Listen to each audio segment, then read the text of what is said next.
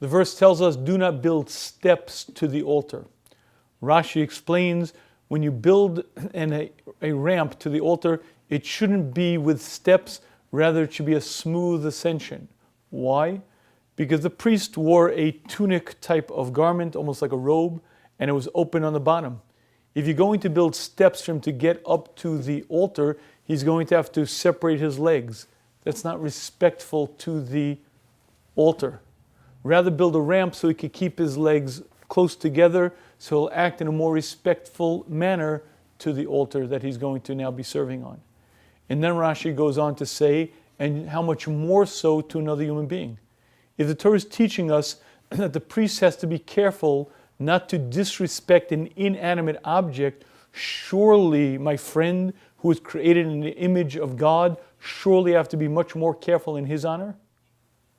And if you think about this Rashi, it's quite difficult to understand.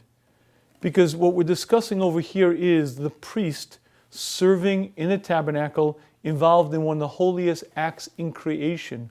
Of course he has to be careful, he has to be respectful, because this is the altar, the holy object. Now it may be true that I should respect another Jew, a fellow man, but nowhere near the respect is due to him as is due to the holy altar in the tabernacle. How does Rashi say, if you have to respect the altar, surely another man? That surely doesn't seem to make sense. And I believe the answer to this can be understood with an example. Imagine it's 60 odd years ago, you're in some part of Poland, and a Nazi approaches you and says, you make the choice. I either shoot that Jew or I burn those 12 Torah scrolls. What do you choose? Not a question in the world. Burn the scrolls. A human being created in the image of Hashem. What kind of question is it? Let's take the question a step up. Imagine the Nazi says to you, your choice. I kill that Jew or I burn down the largest synagogue in Poland. Which do you choose? Again, not a question. A human being? What kind of question is it? Burn the buildings and destroy the stones. They can always be replaced. This is a human being created in the image of God. Don't touch a hair on his head. And those examples bring home an interesting point. A Torah scroll is holy. A synagogue is holy.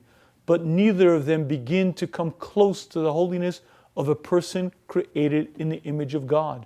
What Rashi is telling us is the priest in the tabernacle has to treat the altar with extreme regard. It's a very holy object and a very holy act that he's involved in.